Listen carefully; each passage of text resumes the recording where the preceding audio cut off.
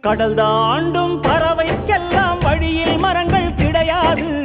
ஆனாலும் கண்டம் தாண்டும் சிறகுகள் வலிக்காது.